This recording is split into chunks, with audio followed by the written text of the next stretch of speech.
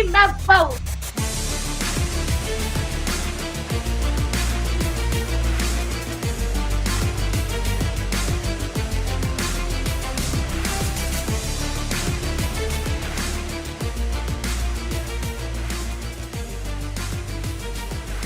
Court is in session with Ryan in Sacktown on If You Don't Like That. Now, Ryan in Sacktown. Oh, must be Rhino.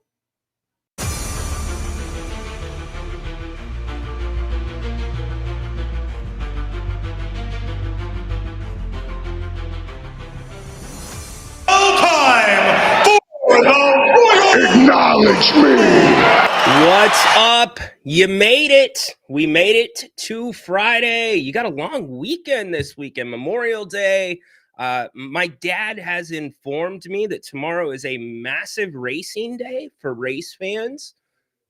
I just heard on PTI that it is the Christmas of racing, the Indy 500 and a Charlotte race. Kyle Larson, Elk Grove's own, planning to race in both of them. That'll be pretty cool.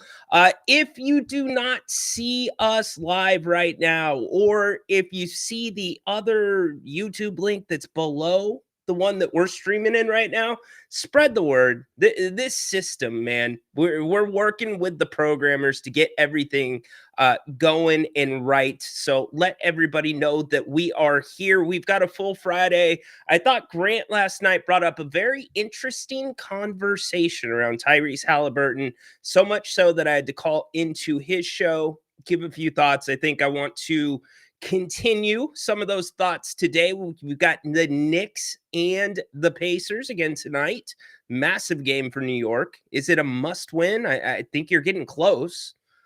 They say a series doesn't start until the road team wins. Well, that series has started. And if you're New York, I don't know, man. Do you want to go back 0-2 to Indy? Probably not. Is Minnesota done? It's not looking good for them. Seems like the Thunder are starting to find their rhythm. In fact, I'll show you the chart that shows the entire flow of the game last night. It wasn't even close. You've also got NHL hockey, Edmonton and the Stars. We've got a WWE segment today with Adam. Can you take me seriously? Do you notice that this is the first time I've ever worn a wrestling shirt? What do you guys want to talk about? On the King Sport. In fact, it's the first time I've owned a wrestling shirt in probably a good 15 years. So I am dressed for the occasion. Also, interesting article on Sports Track, putting together the tiers of point guards, which we're going to go over. Well, the biggest thing is we need a point guard. That's for sure. Domas, we get it. Domas, how's your summer? How's it going? Well, the biggest thing is we need a point guard. That's for sure. Cool. Domas, how's the body feel? Well, the biggest thing is we need a point guard. That's for sure. Yeah. So a lot of talk around that. We'll get to it. Nape's going to be back tonight. He will be on, if the game is close tonight between the Knicks and the Pacers, his show will immediately follow that game. If it's not close, he'll start on time. But I'm guessing that's going to be a close one. Around the Horn, a show that I grew up on, had its last episode today. I've got some thoughts on it and how it kind of changed the game for sports writers. So I'd love to get your thoughts on that as well. So we'll get to the rundown here in a second. We'll get to your comments. Welcome in on a Friday to the King's Court.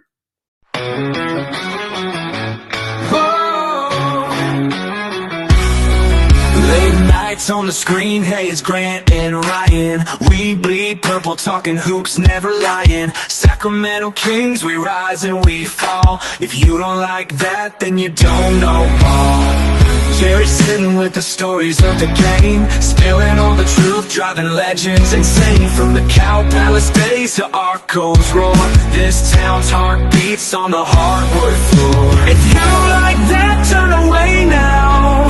Kings in our blood, we rise. Give me a hell yeah! Yes. Have you ever seen that video? I think it's a video. It's not a GIF, but it's like the three kids that are doing their wrestling cosplay, and they've got the entrance music playing in the background as each one comes out. Like one of them's Val Venus, which, by the way, find a better Titantron than Val Venus is. You can't. I think it's probably in the top 5 of all time. And then you've got the last kid that comes out as Stone Cold. He's literally got 2 beer bottles right here. And the parents are like, don't do it. Don't do it, because they're all walking into the pool. What's the kid do? He just goes, Give me a hell yeah. the glass breaks everywhere. I think it's like the caption's like the weekends here or something like that. It is an all-timer. So welcome in today to the King's Court. Happy to have you. Of course, top story, NBA playoffs going on. Final Four, 2 series that have very different storylines going at this point. Last night, it was another matchup between the Thunder and the T-Wolves. And quite frankly, the T-Wolves just could not get anything going. I mean, look at the chart there. Did they have any point? There's their little look at. Oh, I'm not showing you. I'm looking at the chart. Look at the chart there. There's like these 2 tiny little dots above the center line that show the T-Wolves had the lead. The Thunder absolutely dominated. You see that Anthony Edwards definitely not necessarily himself. And the 3-ball, I know it is kind of the blessing and the curse for most NBA teams, but the 3-ball is really complicated for the Minnesota Timberwolves because you're taking 2 of your best players, your 2 best players, out of the paint when they can be attacking the paint to shoot a ton of threes. So many think the Thunder have found their rhythm at this point. Do you think the series is over? Where are you at with this one? I think 5 at the most. I could see a sweep here. But you never know. Minnesota could get a little bit of a adrenaline rush returning home. But when I think about Minnesota and its fans, like it's not really a loud place to play. I don't think it really rattles teams. Not a long travel either for these guys. So we will see. Chris Finch had some thoughts after last night going down 0-2. Here's what he had to say. Yeah, I mean, I thought again, we didn't close the half very well. I thought if we closed the half better, then we don't put ourselves on such a razor edge in the third. Excuse me. We only had 6 turnovers at halftime. We had a few more in the third quarter. Missed some shots. Didn't finish at the basket, and then led to a bunch of stuff in early attack mode for them. With the way these 2 games have played out, just what do you have to say to your guys, or what are you looking for going back home?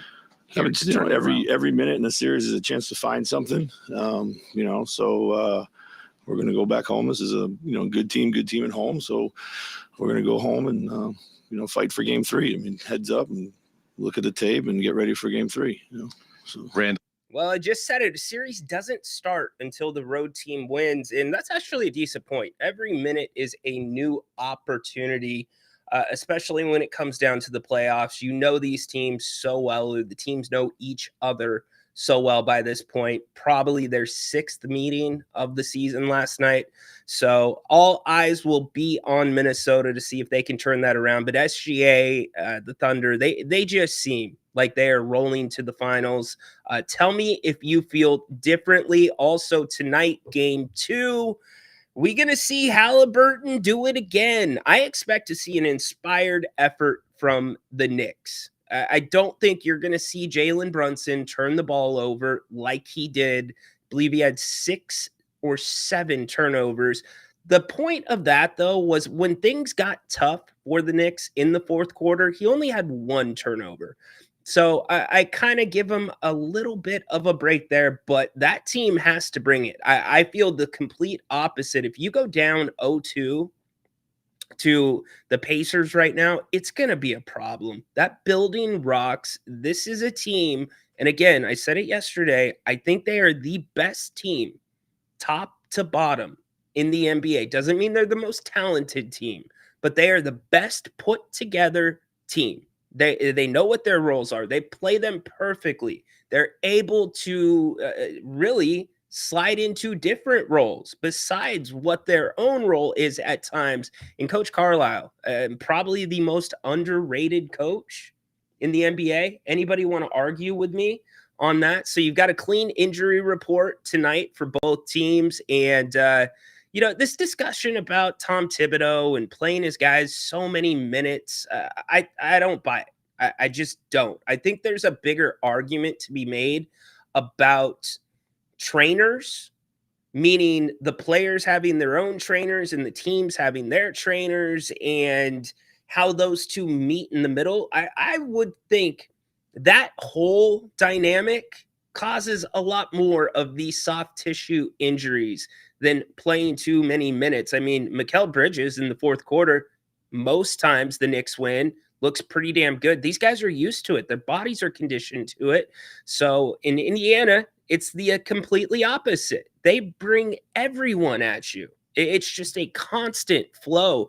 And we said before game one here on this show, whichever team could control the style of play would win that game. The Knicks want to play physical. They want to grind you down. They want it to be a race to 100 points. Game one was not that. It was 138 to 135.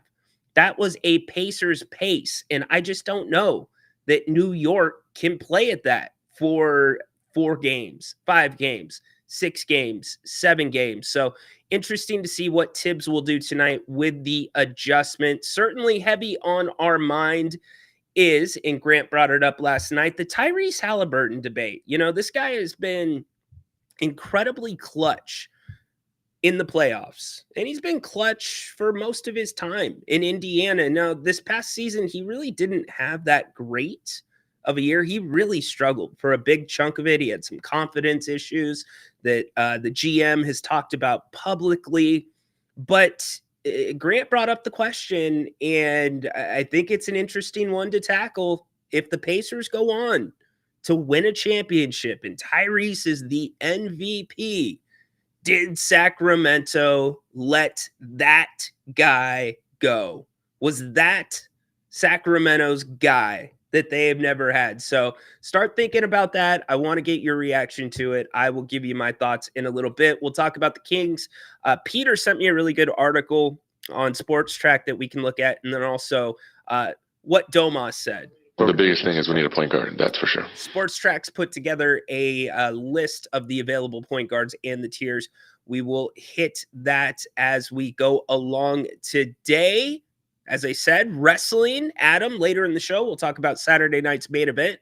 Tomorrow night, as we know that Adam is an honorary Oos, his bro, his Oos, Jimmy. Yeah, that's Logan Paul. He's a wrestler, if you didn't know that. Defending the title on NBC. So I'm giving you a heads up. There will be wrestling talk. It's Friday. But hey, if you want to talk about anything, you can bring it in here. I think it was Chris last spring that called and wanted to talk about bodybuilding. We can do it. I can't say that I know much about bodybuilding, but I'm willing to hit it because it's Royal Rumble Friday. It's your chance to talk about whatever you want to talk about with whoever you want to talk about it with. You can call with multiple people on the show at the same time if you want to. Around the Horn, I've got some thoughts on this show. Hard to believe that show's been on the air for 24 years. And I guess I have a little bit of an issue. While I have a lot of respect for Tony Reale, hosting a show for 4,953 episodes, that's impressive. It's more than Oprah.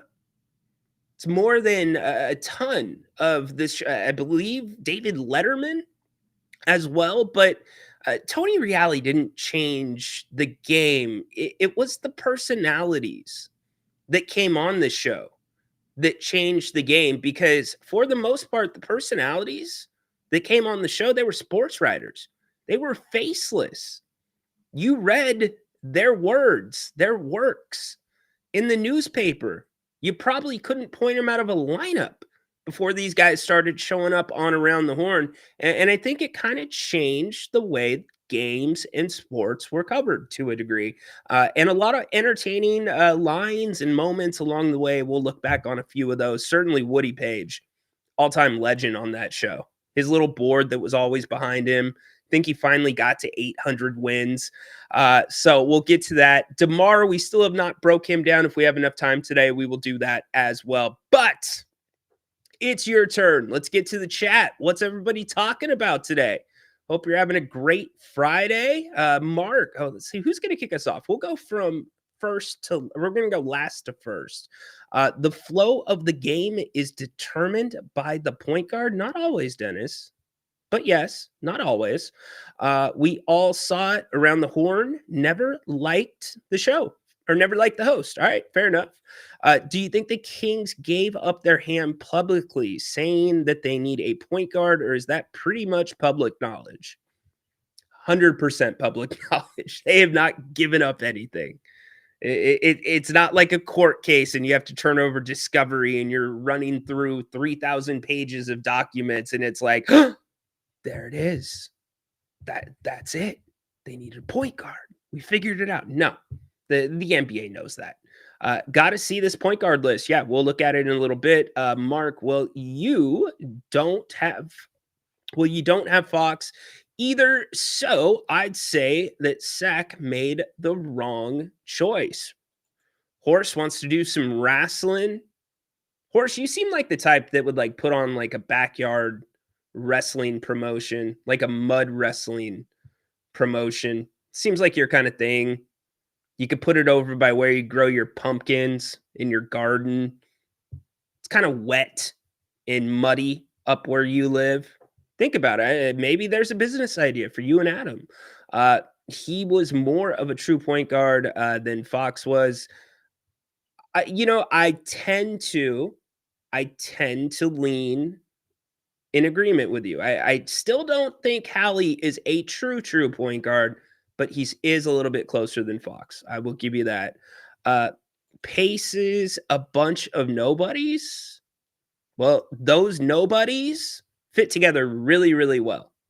Really well. Never understood the Haliburton trade. Well, we'll talk about it. I guess the point that I was trying to get at with the Haliburton discussion is regardless of whether Tyrese Haliburton wins a championship this year, whether he wins a championship in 5 years, whether he doesn't win a championship at all, that's going to be a name Kings fans will always say, damn, man, we let that one get away.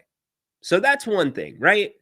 But it's another thing if he does roll off a championship with an MVP, follows it up sometime down the line with another championship. It opens the door to another discussion of, was he that guy? Like, could that have happened in Sacramento? If Hallie is in Sac right now, is that the Sacramento Kings?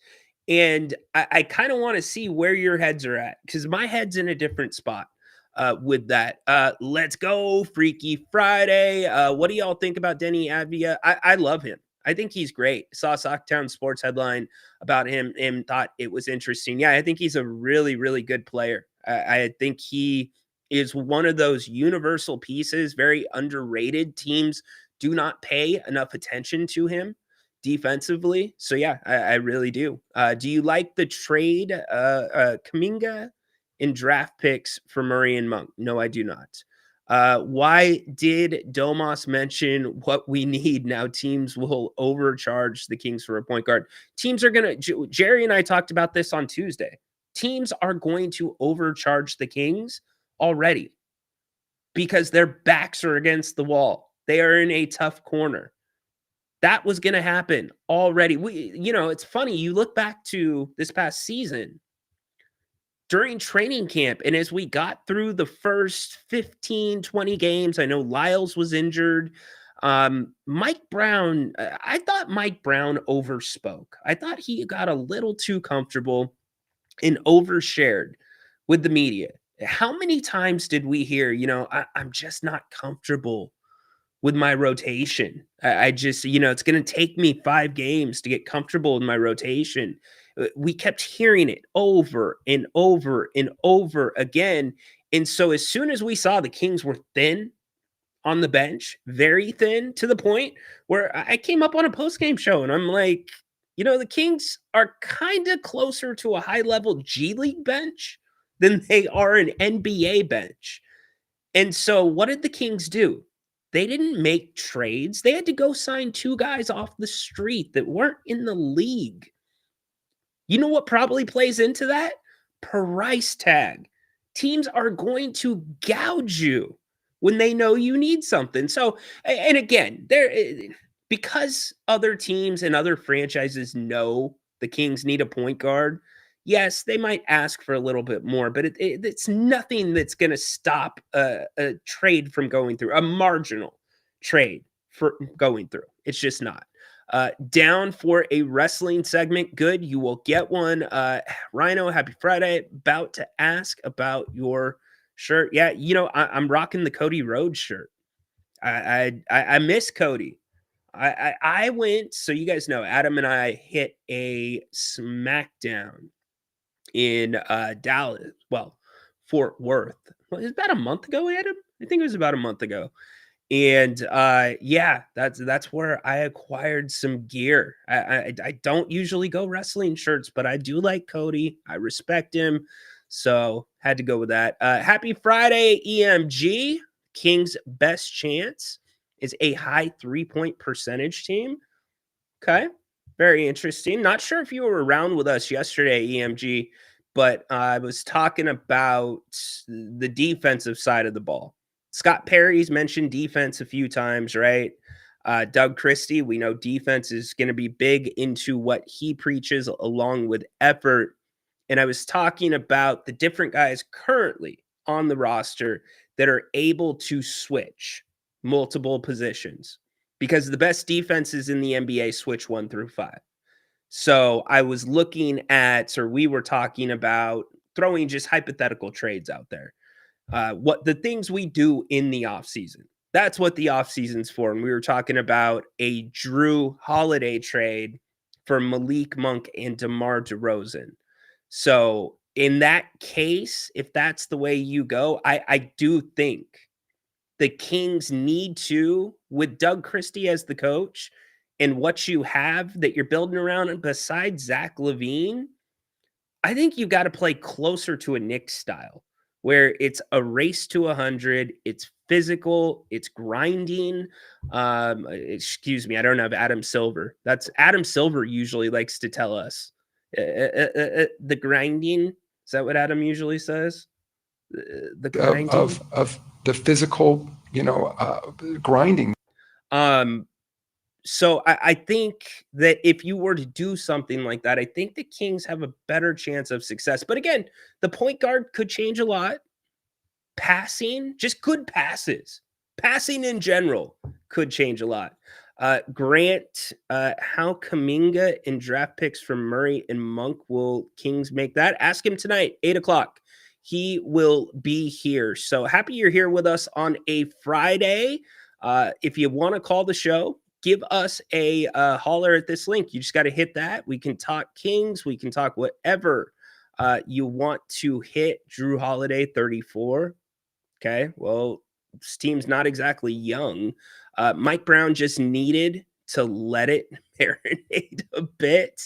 Dude, look, I'm not hating on Mike Brown. I want to let it marinate a bit. He's making a lot of money to be sitting on his couch. Like he's probably having to call his bank and say, am I allowed to have this much money in my checking account? And they're like, no, you just got your direct deposit today. Remember, Mr. Brown, every time your direct deposit hits, you need to transfer money out of your account. So he's getting paid to do nothing, but he dug his heels in when he got that extension. And there were some questionable things. We know the players did not take well to some of his comments in post-game press conferences, but it was a different, what I could probably compare it to the most, or the most comparable things. I know many of you are 49ers fans. The Kings offseason and then into training camp in the preseason was just as clunky as the 49ers were. And a lot of 49ers fans thought that, oh, week 1, we're going to turn it over. They're going to be fine. We got Ayuk back.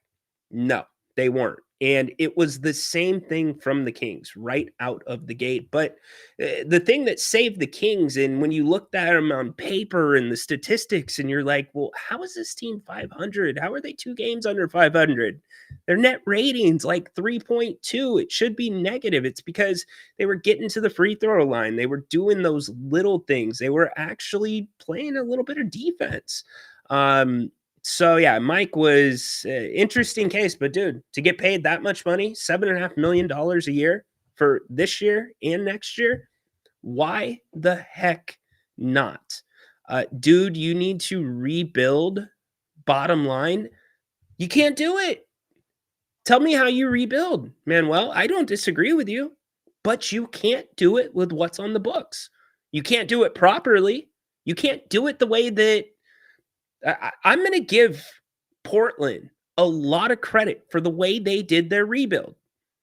Portland was patient with the Dame trade. They didn't rush to get Dame out. They had a plan. They executed it.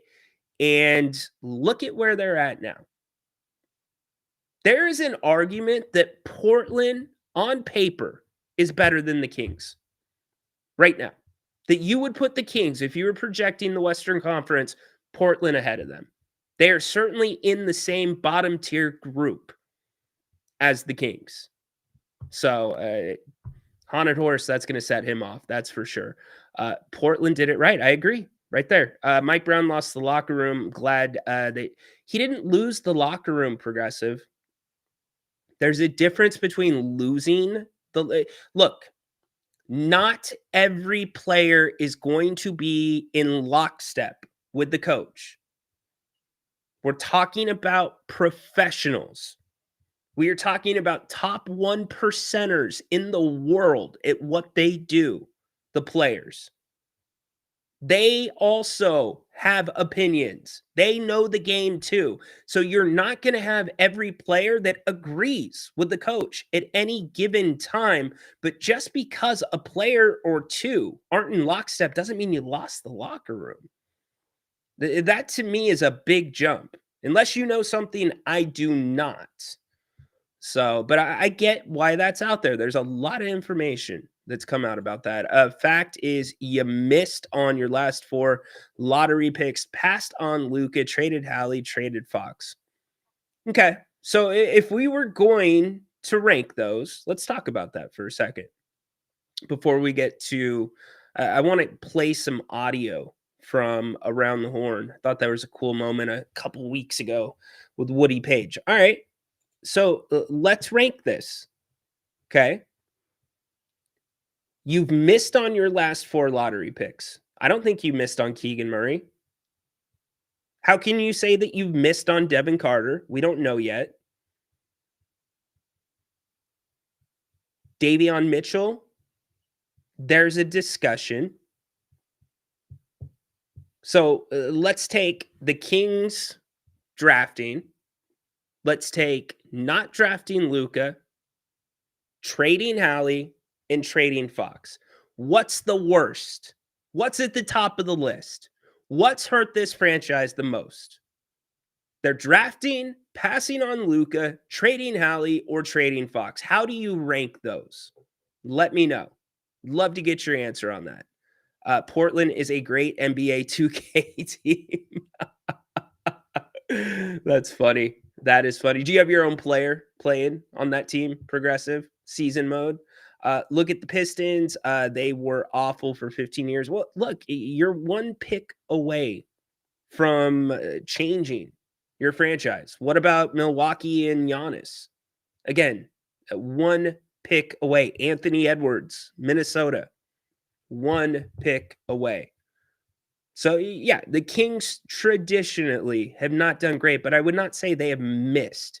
If anything, I would argue that it goes back to this fixation, this belief, whatever was in the building, if it was Coach Brown, if it was Monty McNair, if it's Vivek Ranadive, Alvin Gentry, anybody else, Joe Dumars, Chris Mullen, who's in Vivek's ear, there was this belief that you didn't need You did not need a true point guard because drafting Davion Mitchell, drafting Devin Carter, those you just saw Davion Mitchell not really work, and you follow it up with a Devin Carter pick. And I don't think it's fair to compare the two yet because Devin got no preseason, no training camp. He hopped into it halfway through the season, coming right back off of an injury. His time in the G League was really good for him. I think we can all agree on that. But the similarity with them is their size. The similarity is they're not point guards and they're not shooting guards. But beyond that, that is the similarity that I am trying to draw here. I think it's too soon to judge Devin Carter. And quite frankly, Devin Carter needs to play in the California Classic. He needs to play a full summer in Vegas. He needs to get everything he would have got last year if he had not been injured.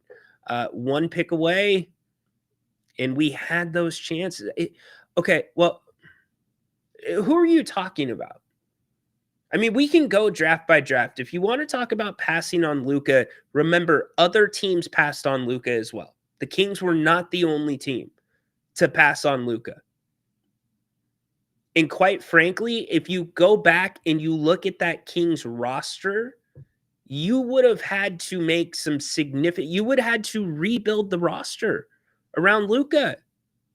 And by the way, how many championships does Luka have right now? Just wondering. The Mavs did not want to give Luka a max contract.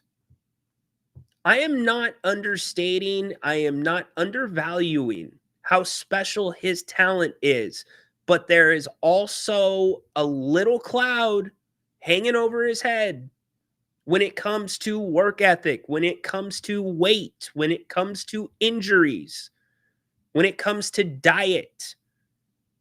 He was with LA for less than half of a season. And what did JJ Redick say at the end of their exit interviews? We need to get into championship shape. This is how much franchises have to bend over backwards for Luka. Go back and watch the introductory press conference where Rob Pelinka is talking about welcoming Luka to the team, okay? And then he's welcoming Luka's training staff to the Lakers. The Lakers hired Luka's training staff and made them employees. It doesn't look like Luka's training staff's done a real great job up until this point, does it? What I'm saying is Luka comes with baggage. He comes with demands. And quite frankly, is Luka's style of play what Sacramento really likes? I would almost argue it is, in many ways, what Sacramento can't stand. Arguing with the referees, no defense.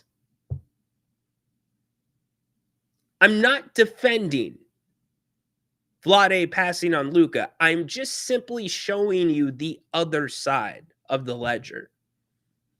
So, Atticus, back in the house. I'll never forgive the Kings for not getting Luka. All right? Let's talk about... look. Here's the thing about MB3.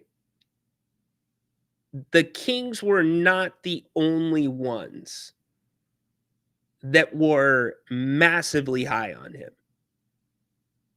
What the Kings didn't do a good job of vetting was what came with MB3. His dad was a major thorn in the side. And really kind of like a divider between him and the coaching staff. Convincing his son he knows better. He was not. He was a big part of MB3's failure. But yes, that pick did not work out. Injuries, injuries, injuries. I get it. Paul, what's up on a Friday? Here's a question: do you want Luka or Haliburton? Man, that's a really good question. It's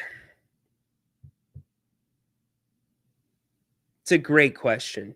It's such a great question because you have one guy. They are polar opposites. You have a guy that works so hard and is so passionate, and really, I think part of what happened in Sacramento is partially to thank for turning Tyrese into what Tyrese is now because of the chip of the shoulder, or the chip on the shoulder that he carried about being traded because he loved it here, right? Everything that makes Hallie's game great is everything that Luka, for whatever reason, is laissez-faire. It's not important. I can play a little bit. I'm comfortable playing at this weight. Tyrese is great because of his work ethic, his drive to always get better, his mentality. Luka is just naturally a freak when it comes to basketball. So that's why that makes it so hard, because you've got all the talent in the world over there with a key waiting for him as long as he starts to train a little bit better, cleans up the diet, maybe stops drinking as much as he was on the weekends or in the off season. You get that key and you unlock that with Luka, and you add that drive into his God-given talent, because his God-given talent and his sight for the game, his feel for the game, you can't teach it. But you got a guy that just relies on that. He knows it, and he thinks that's good enough. Where Tyrese, it's the opposite. Man, that's a tough question. That is a really... which way do you guys go on that? Where do you go on that? Luka loves him some Krispy Kremes, dude. I can't blame Luka for that. I love me some Krispy Kremes too. I hit up 6 of them earlier this week. Holy moly, Zimbabwe! Luka is too comfortable. He has his numbers and feels like he doesn't see. That's the trade-off, Manuel. Dude, this city would embrace that kid no matter what. All right. Good to see you too, Finch. Where you been, Atticus? I mean, Atticus, how old are you now? You must be what? Like, your book came out and when? Like, the early 1900s? Great to see you, man. Hope you're having a great spring so far. Hallie, less ego. Manuel takes Hallie. Theo, 3-and-D. Theo, if you're 3-and-D, can you play for the Kings? What's your size, man? What are your measurements? Crazy, the Kings had Fox and Haliburton, and now they need a point guard. Neither of them were a true point guard. I would say Haliburton is closer to a true point guard, but neither were. More likable guy. I'll take, dude, Bino Udrid.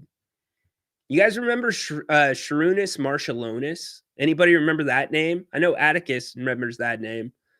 That guy was a G. Luka is arrogant. Give me Haliburton. Ball movement is important to me. Yeah, 100%. And I, that's where I go back to Grant's discussion last night.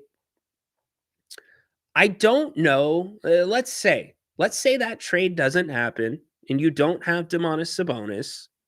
Let's say the Kings end up getting rid of De'Aaron Fox because one of them were going to have to go. And Haliburton's your guy, right? Let's say that the Kings kept Haliburton. I don't know. And I mean this. I don't know that Tyrese Haliburton would have developed the way that he's developed in Indy here in Sacramento. I have no confidence that the owner would have put the right pieces around Haliburton. How do I know? I know Haliburton would not have the coaching that he had in Indy. In Indy. So the point I'm trying to get across is Hallie might win a championship. He might be the MVP. But I don't think it's fair for Kings fans to say, oh, we would have had a championship. See? If we would have kept Hallie, we would have had a championship. You don't have the same organization behind Hallie if he stays that Hallie has had behind him in Indy. Indy has done things the right way, and they have built a perfect team. They have integrated a perfect puzzle of a team around Hallie. I just don't think Sacramento would have done that. So then I go to the question, well, there sure as heck would have been a lot more asked of Haliburton. We know how it worked out with Fox. How do we know that if Hallie would have stayed in Sacktown, that he wouldn't have just been maybe a little bit borderline better than Fox? So that's why I think it's an interesting argument. I get what you're saying. If you built around Hallie, loved Sharunin, right? He was a G. If you built around Hallie properly here in Sacktown, now we can have a different conversation. But what in the Vivek Ranadive era has shown you that he would have done that? That they would have understood what they had in Tyrese Haliburton. I have seen nothing that tells me that they would have. Nothing at all. I know we wouldn't have won I'm going to call it a chip instead of a ship. Chip, but we had a better building piece. Agree. Besides needing a point guard, Kings need someone like Draymond or Rodman. Hey, you might be able to get Rodman, but doesn't that dude like hang out in North Korea these days? I don't know if you want Rodman. I heard Rodman's is it his daughter that's getting ready to go play college. It's either college basketball or the WNBA. I think it's college. We still have Rashawn Holmes. Yeah, you would have had Holmes with Hallie.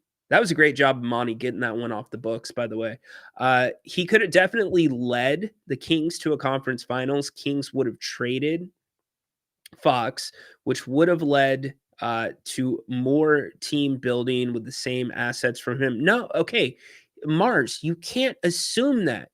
What assets did you just get back for De'Aaron Fox? Yeah, you got Zach LaVine in a bad contract. Hopefully he can turn it into a good contract. On paper, you got 2 first-round picks. Guess what? That first-round pick is now 2 second-round picks. Who's to say that they wouldn't have done a crappy deal just like this Fox one looks like it's turning out to be? That's my point. And I get your point too. I think that you do have, from a mindset standpoint, I will say this. Haliburton would have been a much better leader than De'Aaron Fox. Comfortable saying that. And I know Foxy's back in town right now. I hope Foxy doesn't start blowing me up. I do not want to rattle that nest right now.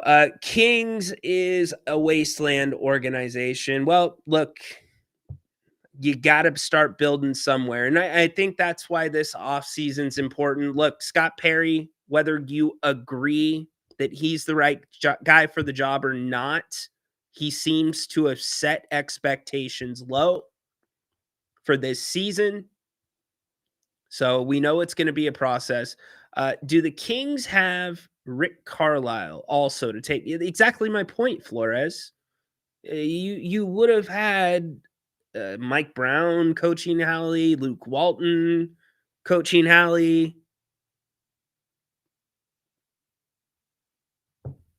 You see what I'm saying? Like it's just different. Yeah, I can't think of the right analogy right now. I was trying to put one together that would make sense. So keep your thoughts coming on that. We are going to look at some of the Kings. Peter sent a great article in about the Kings offseason projections. And then also we'll look at the tiers of point guards in a second. I do want to take a minute, though, and talk about Around the Horn really quick, because I think it is kind of it changed sports reporting in a way. Many of these guys, J.A. Adonde, Woody Page, Tim Kalishaw, Bill Plaschke, Kevin Blackstone, renowned writers, sports writers, renowned. In fact, actually, if I would have told you, if PTI never hit the air, would you have been able to put a face to Tony Kornheiser and Michael Wilbon with what they do? They're writers. They were old school sports writers. So this was the first time it brought those dudes to the forefront. And I know a lot of the show was centered around Tony Reali. Tony Reali, he got the job at 24 years old, by the way. 24 years old. Show was on the air 23 years. 23 years, 4,953 episodes. They just had their last episode. They basically had everybody come through. Jackie McMullen, another great one from Boston who covers the Celtics, along with Bob Ryan. So to bring the sports writers to the digital age, to put them on TV, I thought that was great. That started changing some of these shows and bringing more credibility to their reporting. It also brought them more attention to their writing. And so from that aspect, I thought it was good. Sure, it was corny from a Tony Reali standpoint. He starts off as Stat Boy, as PTI. And quite frankly, because I was getting ready for the show, I wanted to see what they did with the last episode. The last closing segment was a little cheesy for me. You know, come follow me on my new show, Mina Kimes. Yeah, great point, Tristan. Come follow me on my new YouTube channel. I'll be there live. And that's the new thing. I get that's the new age. But, you know, there's a lot of different opinions on Tony Reali. He hosted a show for 23 years, beginning at 24 years of age. So much respect to him. But when I think about PTI, I don't think about, or when I think about Around the Horn, I don't think about him. I think about the writers. I think about what it's done for many of them. And I think about the moments like this. Harry Lyles Jr., when Woody Page was on a panel, I believe it was about 45 days ago. Check this out. He wanted to use his FaceTime. So if you're not familiar with the show, you score points for your arguments. You get down to the last two, and then they battle it out with like 3 questions. Whoever Reali picks, they get 30 seconds of FaceTime. So in this case, it was Lyles Jr. He used all 30 of it on Woody Page. As one of the younger panelists on the show, a lot of us grew up coming home from school and watching this particular program. And one of the people that we always saw was Woody Page. And whether you loved him or hated him, you always tuned into this show to see what that man was going to say. That also goes for those of you watching at home. I have to say, you still see Woody's influence all over sports media today in terms of the shows that you watch, the styles that people have. And it gave me a path to know where I wanted to be in my career. Being on this show is one of those things. And Woody Page, I would not be here without your influence, man. I appreciate you. I still think Woody would rather have the win, but there we go, Woody. We love you. Here. Look at this. All right, guys. Let's take a moment here. And I wish you guys could have a hug. That would make me feel here. Nice. This is real right here, what we're all feeling. Harry, that was beautiful. And Thank you. It was, of course, your heart outside of your body. And we all have that same piece of our heart. Woody, we owe our careers to you. All right? You need to hear this. I want you to hear this every day for 3 months. The show doesn't make episode 2 without you. And whatever happens the next 3 months is going to be awesome as I fix the scoring to get you to 700 wins, because that's what I'm going to do every day. You didn't win today, but we'll get you there. Yeah, my bad. And wherever we go, May 26th, you deserve every bit of flowers that you're going to get for the next 3 months. And what you were tweeting the last 2 days as we all came was beautiful, and was great. So Harry feels that in his bones. You just heard him say it. Justin feels that in his bones. He's going to tell you that at another FaceTime. And Frank feels that in his bones, and he's going to make a FaceTime about the Knicks, but Frank at the very end, he'll Isola. throw in something about you. And I'm going to spend the rest of my days talking about what you mean to me and everybody. So the connections on this show were genuine. They really seem to be genuine. And what Lyles Jr. said there was very true. Newspapers and journalism was a dying medium. I mean, look at the crash. McClatchy, one of the biggest print companies in America in the early 2000s, purchased a ton of newspapers. They became the biggest conglomerate, I believe, in the United States, if not in the world. And it was right before everything began to crash. The internet goes digital, yada, yada, yada. And so, well, how do you get into journalism and get people to read your stuff? Well, getting to Around the Horn or being able to get to other mediums as the internet progressed and YouTube grew, that really helped. And I think this show kind of set the stage for that. It kind of opened that door. And I know PTI was in the same line as that. So whether you like the show or you don't, it did do a lot to keep journalism, or at least new people who wanted to come into journalism and be successful, especially in sports media. If you haven't played the game, if you're not walking off the field or in the court into a job with ESPN, it gave you a way to be notable and grow an audience. So congratulations to them. That's a hell of a run. That is a very good run. So I just wanted to say a few words on Around the Horn. Tristan, there you go. I can't, you got a cat. You got what? Something crying. Some type of, your emojis sometimes show up and other times they never show up. So I have no idea what you're putting. Great picture of Woody for this segment. Yeah, Woody's World. There's so many of them. How many of us tuned in to see what Woody Page was going to have written behind him on his board? I did. I'll be honest about that. So it was at that perfect time slot too, in between classes, in between practice. Rhino, it's even worse now. These kids don't even read anymore. Yeah, people read to them. Audiobooks. I know. Look, I can tell you in our household, I mean, we're not letting our kid read Vibe magazine or Playboys, even though they're not around. But we want him reading.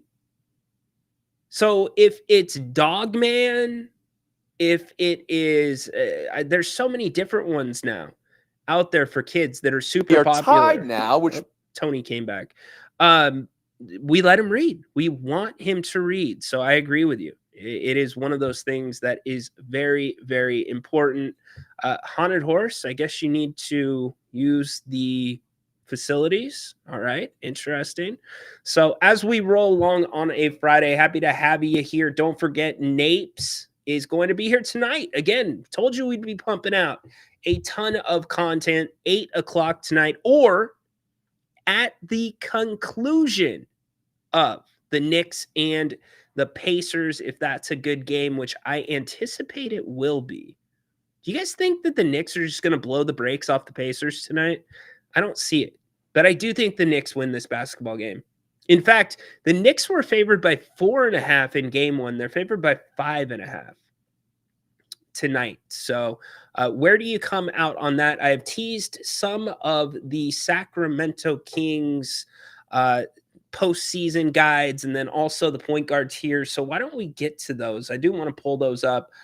It was a great job by Peter sending me this. By the way, if not familiar, let me tell you how great some of you are. I forgot that Peter sent this spreadsheet to me. Peter tracked every transaction last year. Payroll plus, payroll minus, draft picks, notes. He called up a couple days ago and he's like, well, you remember the spreadsheet? And I'm like, yeah, wait, yeah, I do. Wait, spread. And I was able to get it up. Great job by Peter. He also directed us to this article previewing the Kings offseason. So offseason approach, I mean, I think we all know what the approach should be. It's rebuilding, right? The Kings need to rebuild, but they're in a very difficult space to do so.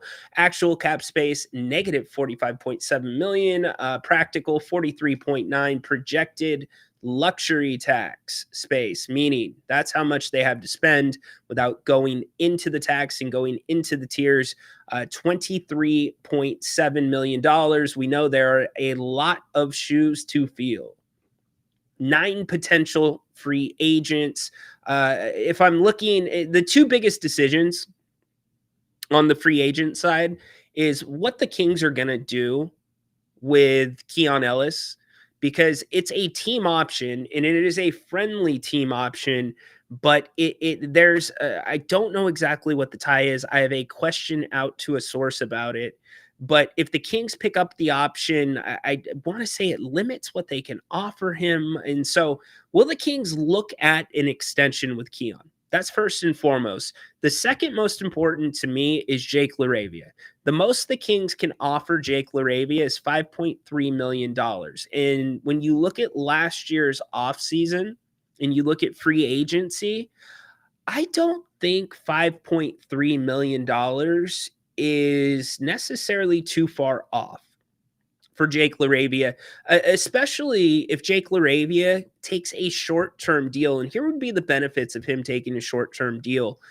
It would be to have an audition, have the ability to show teams that maybe show the Kings that you are worth much more. And when I said, is defense more important, Jake LaRavia is one of those guys that can play 1 through 4. And I'm not saying you start him on the point guard. I'm saying when you're switching, when you're in transition, he's one of those guys. So I think those are the two most important that the Kings need to figure out nearly immediately what they're going to do. After that, when it comes to retaining guys, Keegan Murray talked about it in his presser, his exit interview or with the press. They're going to start looking for extension talks. So how Scott Perry handles that. Do you push it off another year? You can if you want to, but we'll see. So those are the three that right now I think are most important to retaining this culture that this Kings team wants to build. Because Jake LaRavia, he could get offered $7 million somewhere else. And remember, Valanciunas only got offered $9 million last year. So teams are not going to be paying big money for role players. They're just not. In fact, the big money for the star guys, I truly believe is going to go down unless you are truly one of those supermax guys to where there's no question about it that you're going to get the supermax. But Jake LaRavia, much like Malik Monk, decided, yeah, maybe I could have got a little bit more on the open market, but Sacramento seems like the right fit for me. I love playing golf. I can play golf almost year round. I'm embedded into this community. I've got a great role and an opportunity to become a starter. Those things played into it for Malik, and it was a significant raise for Malik. Jake LaRavia, it took him how many games to become a Doug Christie favorite? And when you think about the things that Doug Christie preaches, they all kind of describe Jake, or at least what we've seen from Jake defensively and hustle-wise since the trade. So I think it would be worse or better for Jake to take a little, and this is not being a Kings homer, this is truly me being objective.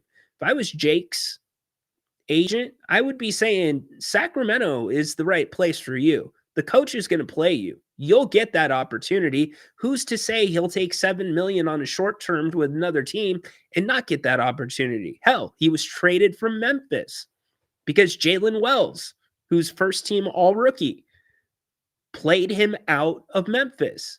The Memphis coach came out, or what? No, the Memphis GM in his exit interview came out and he said straight up, he's like, man, it would have been different if we had Jake LaRavia still. That was a tough one to lose. So here's some of your other things. I don't expect you to understand what all of this stuff means. Quite frankly, some of it I don't understand. So CBA is very, if you can understand the CBA, then you can probably also write IRS tax code. But anyways, non-taxpayer MLE, that's pretty easy. Mid-level exception, 14.1. Biannual exception, 5.1. Notable trade exceptions. You got that one on Kevin Huerter. You still got Duarte at 5.9. Those are exceptions. So I believe that can go... I'm not going to say exactly what it does, but I do believe you have to choose between the MLE and the exception. So that's what they have. Notable extension candidates, Zach LaVine. If the Kings were to re-sign Zach LaVine, forget about it. Like, stop going to games. If the Kings extend Zach LaVine this offseason, the fans will revolt. And I am not encouraging it, but I told the story a couple of weeks ago how a season ticket holder came up to me and was like, dude, I'm fed up. I gave up my tickets. I am not putting another penny in Vivek's pocket. And he was not a guy that's crazy rich. He was making it work to continue to have season tickets. So that's kind of what the Kings have. I'm not going to go through the entire analysis for you because I know we want to look at the point guard tiers. Let's get to some of the comments since we've been talking here. Dennis, let's go. Dennis Sabonis. Well, the biggest thing is we need a point guard. That's for sure. I don't care if it's Bobby Jackson. I'm going to find one. We need a Kings player to get the Bennetts. Luka versus Monk. Golden Corral versus Pizza Guys. Dude, I'm going Pizza Guys all day. Every day. Okay. We have... you had to do this. You had to bring this up, Paul. So, every year, most years, on Mother's Day, most years, we allow my mother-in-law to choose where she would like to dine, and we take her out. And if it's not on Mother's Day, it will be on her birthday. Usually, she likes to do the casino buffets. But if it's not the casino and you don't want to drive, and the Elk Grove Casino doesn't have one, it's Golden Corral. It is the most frustrating, just the entire experience. It feels like farmers just throwing slop into the troughs. I mean, that's what the food is sometimes. The salad bar is fine. You can get by with a salad bar, fine. But why am I paying $27 or $30 a head for a salad bar, right? But the last time we were at Golden Corral, first, you don't want to mess with my mother-in-law. You don't, especially if it's on like a special day for her. And the server, which, because you technically have a server, she sat us at this tiny little corner. And my mother-in-law is like, no, we're not sitting in that corner. No chance at all. There's a bigger table over there.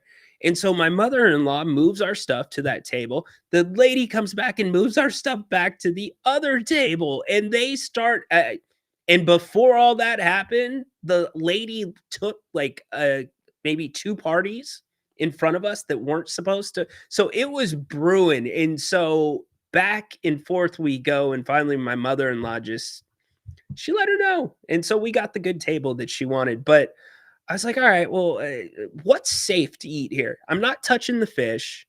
I might try a little bit of fried shrimp. Maybe. Can't go wrong with the steak, right? Because they'll cook you a steak. And no, it's not a Bennett steak. It's tougher than a $2 steak, as JR says all the time. But they'll cook it to the temperature that you want. I was like, can I please have medium rare? And so the guy just pulls a steak that's already cooked in front of me and cut in half, and he goes to put it on my plate. And I'm like, dude, it's gray. He's like, no, it's medium rare. I just dipped it in the juice. And I'm like, no, dude, it's gray. And so I'm like, thanks. And I just put it in the trash right in front of him. And I feel bad like doing that with food, right? Because there are a lot of people that are hungry. Just a couple of weeks ago, our church did a drive where we fed 180 families, which was freaking awesome, right? But then they had this other steak. It wasn't quite a prime rib. It was like a sirloin, and I could see that it was cooked to like medium, and I'm like, all right, I'll do that. They give you like the tiniest slice. It's a buffet. Give me 4 slices. Give me 5 slices. In fact, give me that entire slab of meat because I'm entitled to it. It's all I can eat. No. You just get one little slice. So, dude, I'm going Pizza Guys all the time. Pizza Guys has a really good taco pizza, by the way. Pizza Guys has a very good taco pizza. Are asparagus spears weapons? Well, John, I don't know what you do with your asparagus spears, man. You might dry age them for like 97 days. Take a knife, shave off the edges, probably sell them to prisoners as shanks. I don't know, John. You tell me. Food fight. Yeah. No, Luka was at. That's what's kind of crazy. Luka was at Golden Corral when they had 2 days off here in Sacramento. You know what's funny, though? Texas has the most Golden Corrals in America. So that's why the Mavs had to get him the heck out of Golden Corral and Texas. Anyways, let's get back to the Kings really quick. So point guard tiers. Let's go over them. This is per Sports Track. We know who the top tiers are going to be. They give you a little bit of an explanation on it. And the Kings can't afford a top tier, nor do I think you really want one of the 2 guys that are considered in the top tiers.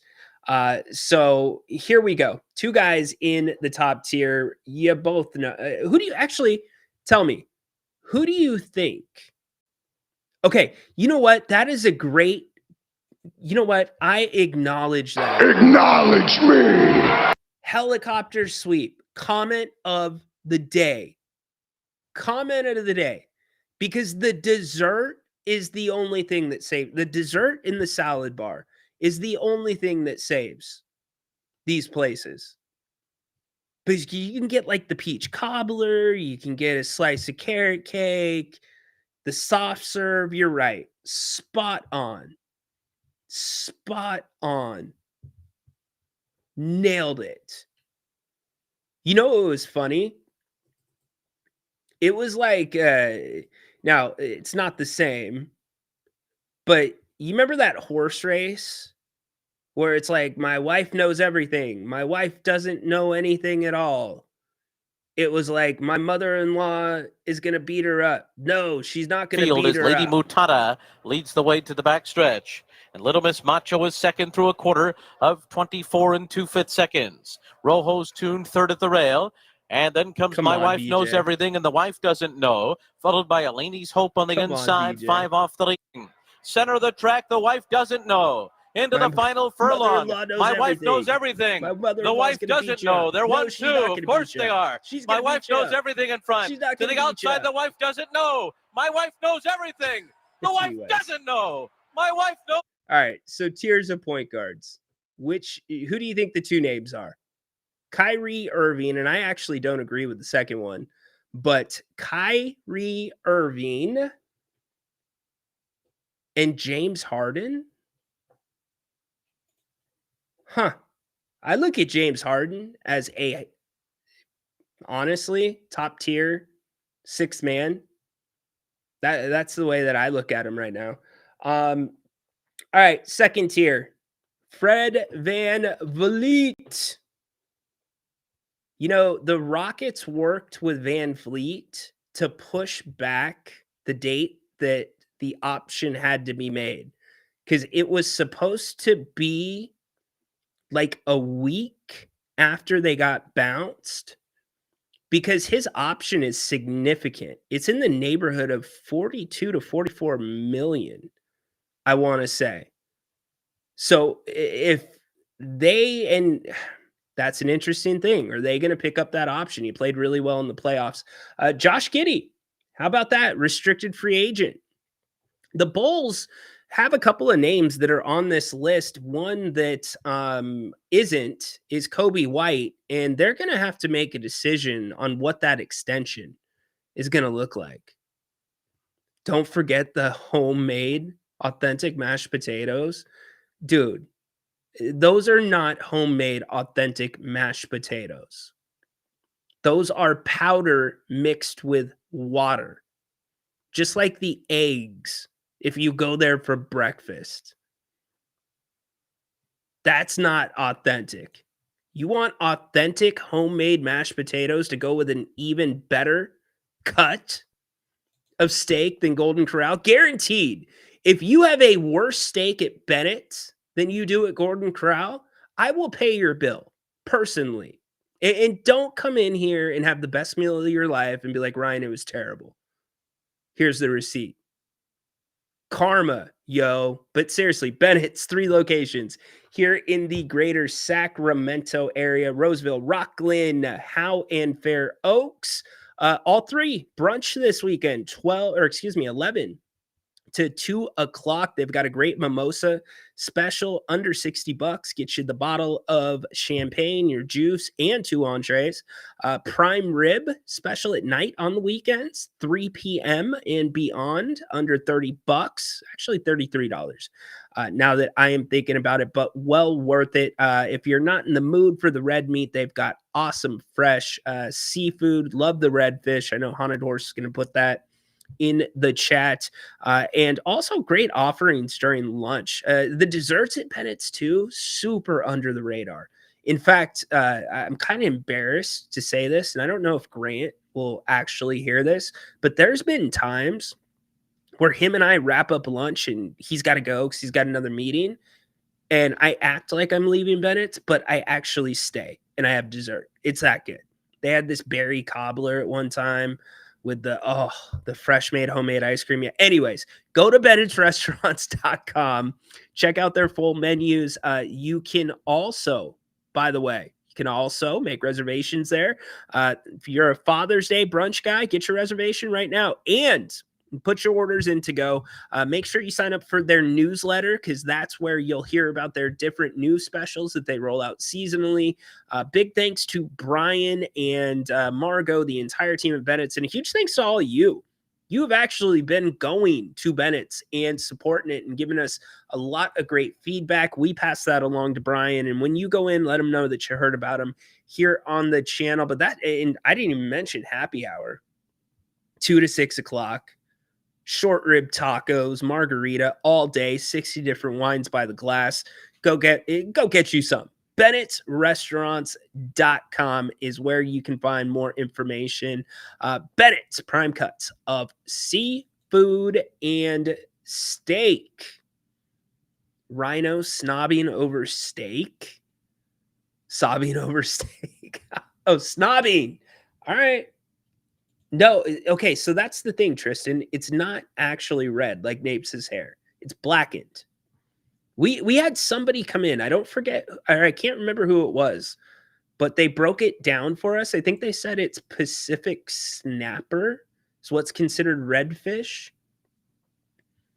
They drew the line there. So you people are spoiled. I live in Portland, Oregon. If I had a Bennett's, I would be eating there once a week. Dude, Horse, next time you're here, I know that you've got the life. For those that don't know, Haunted Horse eats at Jim Boy's for free for his entire life.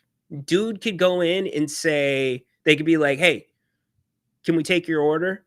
And he could just say, I'll take it. And they've got to make everything on the damn menu for him. He could do it every day for the rest of his life. But he wants some Bennett's. I'll take you to Bennett's when you come back up this time, or into our neck of the woods. What did you expect from Denny's? There is no expectation when you go to Denny's. You don't go to Denny's to order a steak. You don't go to Denny's to get meatloaf. You don't go to Denny's to get seafood. You go to Denny's to get like Moons. What is it? Moons over my hammy? Is that the sandwich? Moons over my hammies. I think that's the sandwich. You get something like that. You get breakfast. You know what you're getting. Come on. You can't. And what would a steak, honestly, what would a steak at Denny's run these days? You know that's setting you back at least $25. Guys are laughing. I just buy the strip lion and cut my own steak. You buy a strip of a lion? Which strip of the lion do you buy, Manuel? How is that even legal? No, I got what you're saying. Yeah, you can do that. You know what it also is? Well, okay. Bennett's has this on the menu. It's called a hanger steak. It's their steak and frites. But the hanger steak is somewhat, think about skirt steak meeting filet mignon. It's right there in the middle, and a lot of butchers keep that cut for themselves. It's kind of like the poor man's filet mignon. They have one on the menu. That's actually one of my favorite cuts where you can find it. So Bennett's has one. So go check. I'm telling you, go check them out. And they don't play bad music like at Denny's like this. Taste the biscuit. You don't gotta listen to this Taste garbage. the goodness of the biscuit. You know, so it's a classy place. Bennett sounds mouth-watering after this Golden Corral conversation. It's two different worlds. I'm telling you. We really want to get Holiday. Shake my head. He's the least good option. Getting old, bad contract, declining player. Okay, it's your opinion. Fair enough. Go to Denny's and get a BLT, and it's fine. See, that's the thing. Again, Grand Slam. Fair enough. You gotta order. You get it. You get it. You get it. Now, if you're an older person and you really don't like driving that much, and Denny's is the closest joint from you and or closest joint to you, you're craving a steak, that's a whole different thing, right? But if you're like, if you're expecting a damn good steak and you go to a place like, it's like going to, I don't know, KFC. And, you know, like the KFCs that are mixed with Long John Silvers. It's like going to there to get fish. Like, just don't do it. I know he meant the loin. Had to give him a hard time. Furious, that is a very good place. Not going to say it, but that is a very good place. Show you a... Tristan, you are warned. Somebody else was warned already. Tristan, too. pay attention. Pay attention. Yeah, come on, Tristan. Come on. It was BJ, and it was BJ's first contribution of the day. I'm telling you both right now, I have not forgotten about the penalty box. I will put you both in the penalty box. The penalty box is going to stay around until the Florida, number 12 has 2 minutes to roughing, and then every player on the ice has a 10-minute misconduct. Florida will have a 2-minute power play. don't remember the last. Don't make me put you in the. Don't make me do it, you two. I'll put you in there together. You guys can fight it out. All right. Back to the point guard tiers as we were talking about. Here we go. Dennis Schroeder, unrestricted free agent. Now, this is an interesting name. A lot of you like Dennis Schroeder. I don't. He played terrible in Golden State.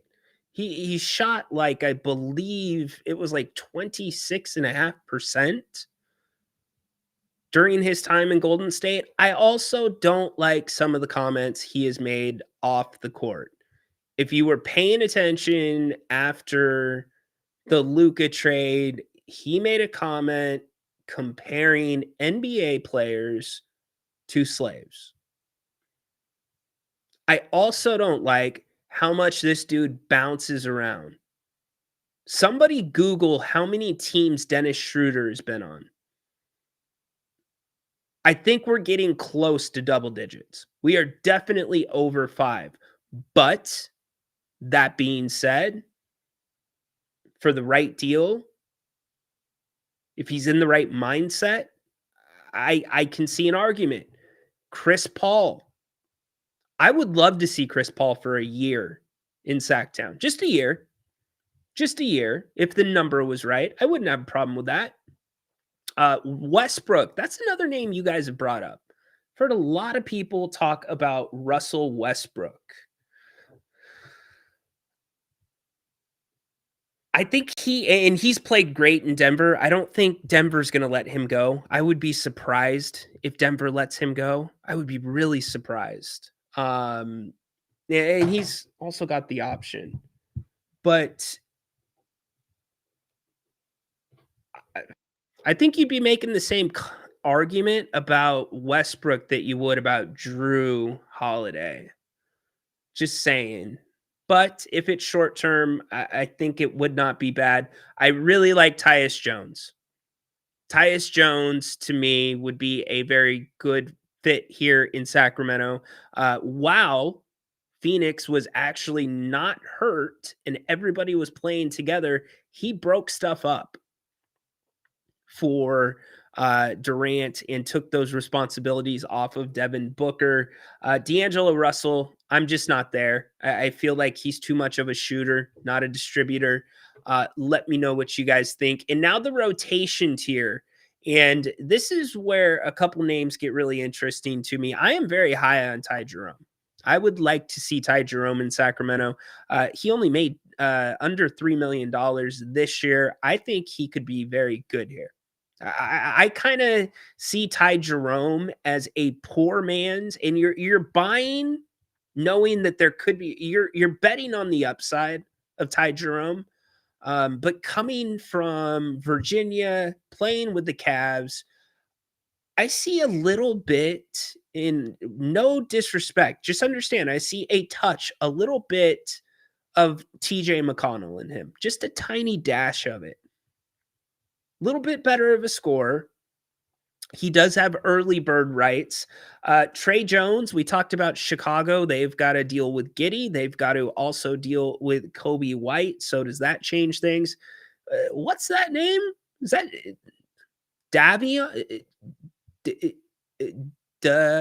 Davion Mitchell?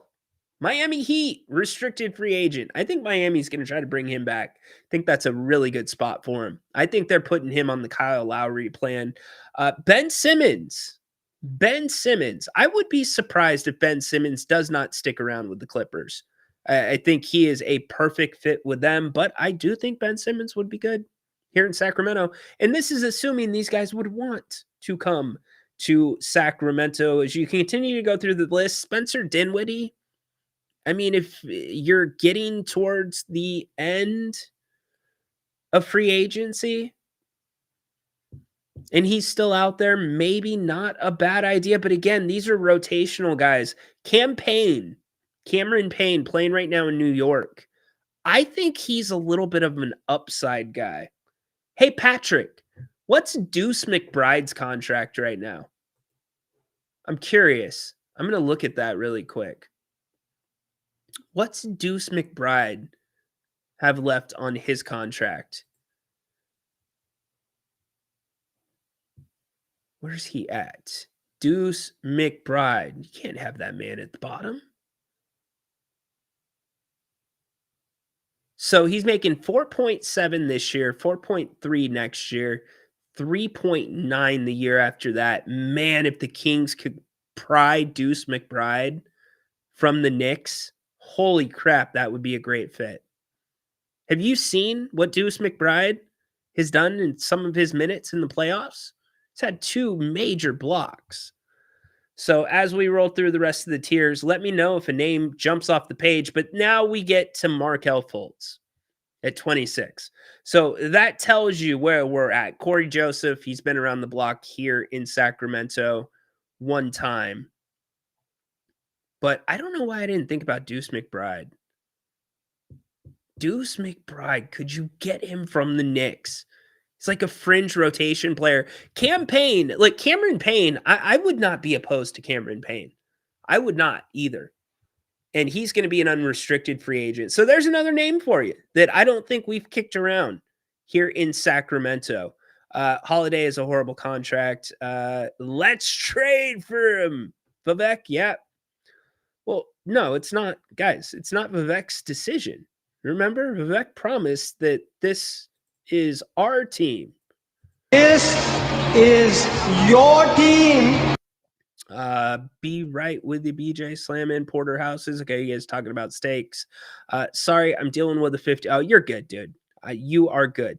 You're what you deal with. Much respect, my man. Not an easy day. Let's see. Tristan and BJ, you made the list. You know, Mark, I have been meaning to pull that audio. Look, I'm going to twist my arm like this. I have been meaning to pull that audio. That audio will be available on Monday. Jim Boy's getting some love. I'm a shitbird on the King's court. Yeah, you are a little bit of a shitbird. Jerry would agree with that. You're not ready. Okay. Oh my gosh, we're coming off the rails. We are coming off the rails. What are we doing? I'm going to walk this situation off, and I will see you later. Nothing to look at. Go back to work, everyone. Come on. Time for the feats of strength. We're getting there. Work is starting to come up on the list. Thumbs up to Chris Paul. Chris Paul is coming. Well, you've had a little thing with luck with your guesses as of late. Dennis Schroeder, graduate of the Nerlens Noel School of Economics. I see where you're going there, helicopter. I see you. Why can't we just get Caruso or Alvarado? I would love to. I actually yesterday said if the Thunder do not win a championship, Jerry agrees with me that DeMar DeRozan would be a really good sixth man for them. And I know DeMar wants to start, but he wants to win a championship too. And to bring that veteran leadership and that just whole different element that takes some of that pressure off of SGA, I could see them doing a move like that. I don't know how the money works, but Caruso 100%. I love Alvarado as well. So Ty Jerome has his choice of places to go, Cleveland and everybody else. Yeah, for sure. No doubt about it. Alvarado getting some more love. I like Westbrook, but not sure he'd fit in well with Levine and company. You know, I think he would be okay if he plays the way that he's been playing in Denver. If you get the Russell Westbrook that's jacking up a ton of threes, you got a problem. But if you get the penetrating, I mean, it's incredible that he's retained as much of his athleticism as he has. We're going to be getting ready to do our wrestling segment here in just a couple of minutes. Adam Oos will join the show. Ben Simmons. I don't know that he would be cheap, my man. I don't quite know what the number would be for Ben Simmons, but Going back to the defensive conversation, you have Ben Simmons on this team. You now have another player that can play 1 through 5. See where I'm going with this? This whole, the Kings need an identity. Keegan Murray, Keon Ellis, Ben Simmons, Jake LaRavia, all of those players can switch basically 1 through 4 or 1 through 5. I'm telling you, your defense gets instantly better. And if you play Valanciunas and Sabonis together, which we'll see if Doug Christie's going to do it, if he's going to find a way to come up with the plan in the offseason and the training camp to do it. The reason the Kings give up so many three-pointers is because they pack the paint to protect Domas in the size. So the guards and the forwards, they're constantly running out to defend the three ball. If you have Valley in the paint, you don't got to back, or you don't have to pack the paint anymore. And now you have guys on the outside that can switch. So I'm saying there is a route. There is a route to get there to be a decent defensive team. Yeah, rip Sabu. I know that was sad. That was sad for sure. So wants to buy. Interesting. He's got the money to do it. DeMar is not going to OKC. He wants to stay on the West Coast. Well, if DeMar DeRozan wants to win a championship, I'm pretty sure he would forego the West Coast. To be with a team like that. And by the way, here's the other consideration. The Thunder have the 6th pick in the draft this year. Are you kidding me? Chris Paul would be awesome. Vivek is the biggest coward. I know he does not own up to anything. I'm with you. It's disgusting. For Scott Perry to introduce himself at the press conference, to have the decisions already made that we knew about. We knew the night that the Kings lost the play-in that Scott Perry was the GM. We also knew that Doug Christie was coming back. So to be doing backdoor business like that, to not be up there with Scott Perry, and understandably so, Scott Perry wouldn't have gotten a single question. Vivek hasn't been in front of the media this entire season. To not be up there with Doug Christie, but to be front and center for the Oakland A's. That's really annoying. Here to start us off with our 2 favorite words is the Kings owner and chairman, Vivek Ranadive. Take it away. Play ball. Grant has talked about this at length. You can talk to him tonight about it if you want to.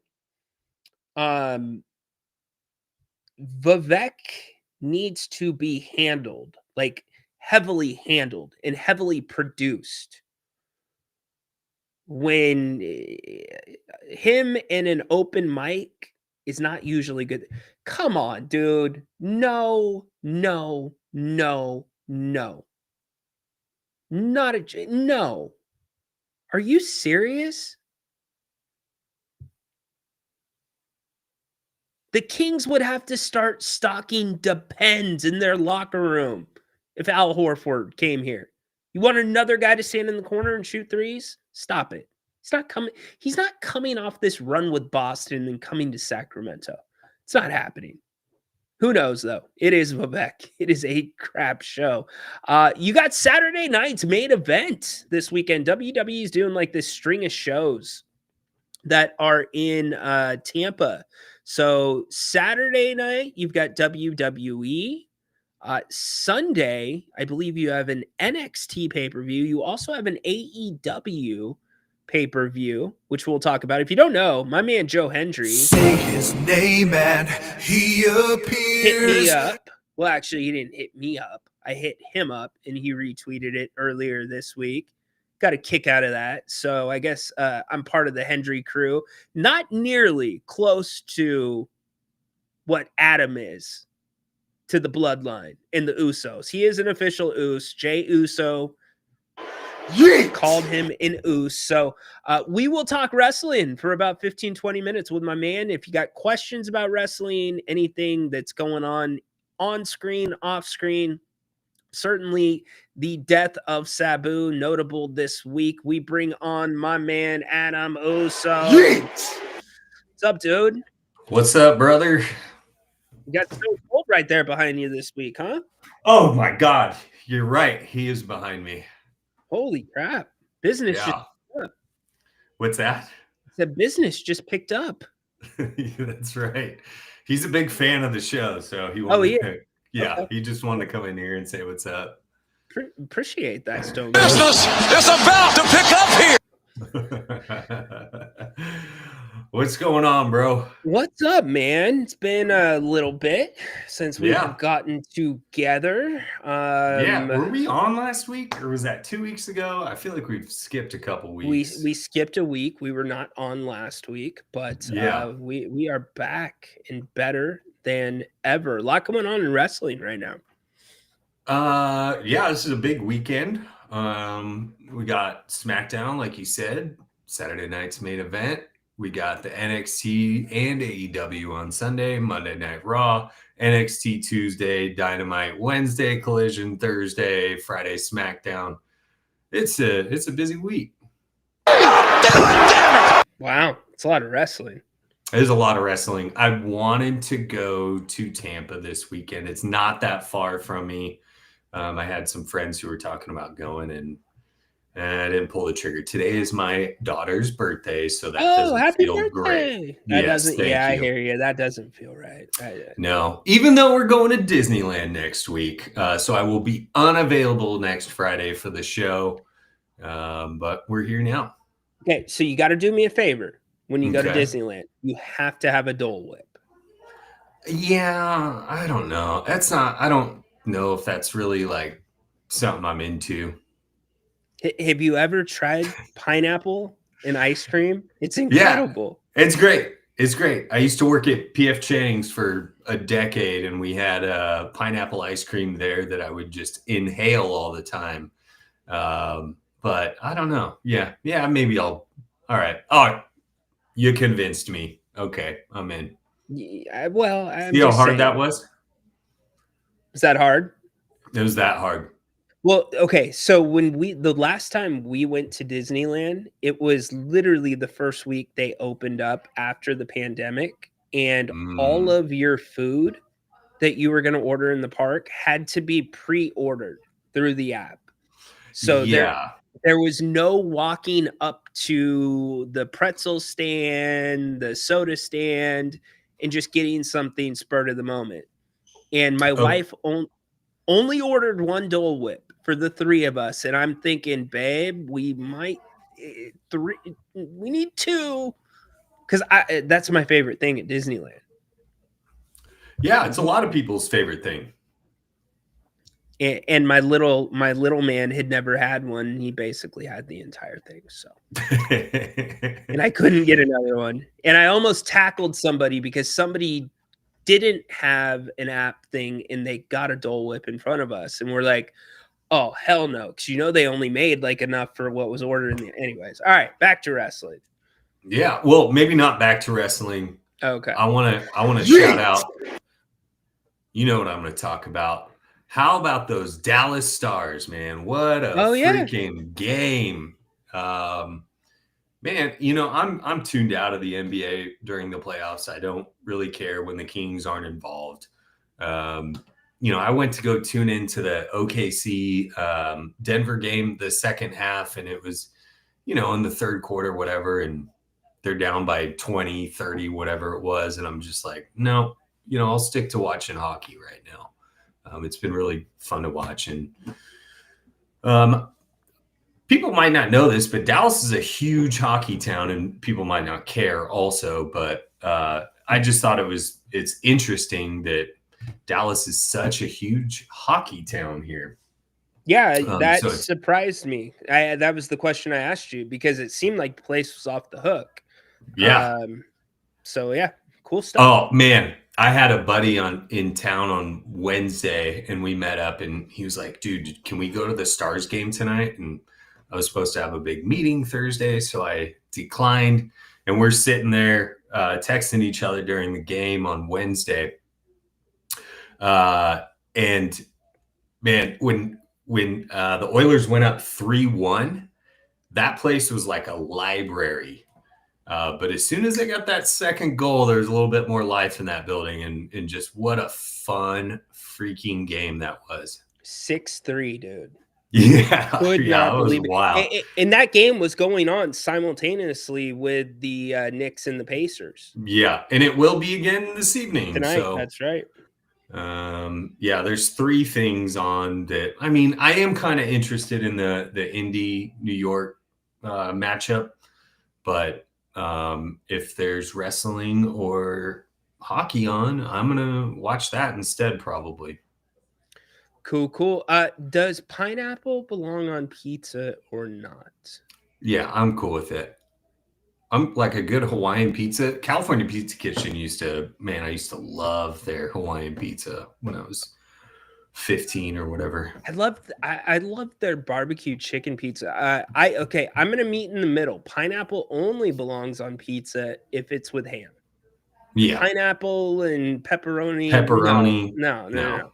Get ham tossed. and pineapple all day. I'm okay. Yeah, totally good with that. And maybe a little jalapeno on there. You know, as I get older, I can't do the spicy. I love spicy though. I'm right there. I love spicy foods, but the older I get, I can't eat it like I used to. And it's sad, but Dallas likes hockey tonk. Should we put him in the box? Nah. I'll leave it up to you. Nah. Let him live. All right. So let's talk about Saturday night's main event. Yeah, cool. So they made a big deal about Saturday night's main event. Okay, Mark, that's true. Nugget does that. They throw actual bacon on their pineapple and ham pizza. The first Saturday night's main event was a complete just kind of flop to me because they built it up to be such a big deal. The first one? Yes. Yeah. The only thing for me that saved it was Jesse Ventura with a live mic. Like that guy was just all over the map. Well, and he's supposed to be there for all of them. So, I mean, we haven't heard much about Jesse being there this Saturday, but he should be, according to him. Well, that will make it better. So we've got so far. I got the matches if you want, but yeah, go for it. Throw them out. Yeah. Where do you want to start? Let's go ahead and start with Cena and R-Truth. Non-title match. Mm-hmm. I hate non-title matches. What's the point? What are we doing? You can't give R-Truth a title match. Why? Because it's R-Truth. But what is the point of a non-title match? Every time I see non-title match, I'm like, oh, okay, cool. The champion's not winning. Well, especially with this whole thing of John Cena, the last real champion. I think it makes all the sense in the world. Not like R-Truth doesn't. You see how like he worked. Okay, so Cena is like being that cowardly heel, but then he's also doing like the logical thing that's going to, like what a champion would do. For instance, when we were at the Dallas show and Orton and him come out, he's like, it's not happening here. You know where it's happening? It's going to happen at Backlash in St. Louis, Missouri, your hometown, right? And he's playing both sides of the fence because that is the biggest match, right? You can't come off with something like that and then give R-Truth the title shot. To me, you just can't. I mean, it's not a PLE, but it is booked like one. I don't know. I just think non-title matches are lame because it just gives a loophole for the champion to lose with no consequences, which I don't think is going to happen. Yeah. Damn it, it's still real to me. Hey, figure it out, dude. I think we all know what it is. Okay, so I think what this is what sets up Cena's next opponent. Is this where Cody Rhodes, who comes out to save our truth? Yeah, I think all signs point to Cody. I think our truth is going to be the catalyst to bring Cena back to a good guy. So there's something there. I think Cena still wins. But I think truth is going to plant a little seed in John's mind that maybe he's doing things the wrong way, because our truth has looked up to John Cena since he was a little kid. Right. Since he was a little kid. Yeah. He's his childhood hero. It's just a fact. For sure. It's a big deal. So yeah. We've got Punk and Sammy versus Braun and Seth. Definitely going to be Braun and Seth. You've got to keep building up what they are doing. I don't think that putting Sammy, because this is NBC. This is not Netflix. It's not PLEs. So you're going to push your biggest storylines. And I don't think putting Sammy and Punk over here helps the momentum of Seth and Braun and this Heyman thing. So I'm going that way. Do you think Sammy joins Braun and Seth? There's been a lot of talk about that. I don't love it. I don't know. You've got to do something with Sammy. There's nothing left to do with him but put him through those mid-card title matches. If you're ever going to give him that build, that's really where it would start. Putting him with them and, maybe working your way all the way through up to next year's Mania, where he's challenging one of them for a title if they get their hands on one. Yeah, I think about Sammy. I think about KO. I kind of view them similarly, but I think both of those guys deserve a title shot at some point. I mean, a title run, I should say. I don't know, man. Say what you want about their physique and all that stuff. When those guys are in the ring, they put on a show every single time. And do some awesome moves in there, and they're fun to watch. So I'd be behind that. I just don't know how you build those guys to that. I mean, we had that with Cody, but I don't think any one of us thought that Cody was going to lose to Kevin Owens. No. But I don't know. Here's the thing, Sack King Superfan. I have both of my hips replaced. The Undertaker has both of his hips replaced, and he has wrestled matches since having both replaced. I have no idea how that was even possible. Dude's so done. But you can find him all the time, like on podcasts, shows. I mean, he's pushing 60. Yeah. Right? Yeah. And he's back to the American Badass thing, He was there at the Netflix debut. He's been around a lot. He's on that LFG show.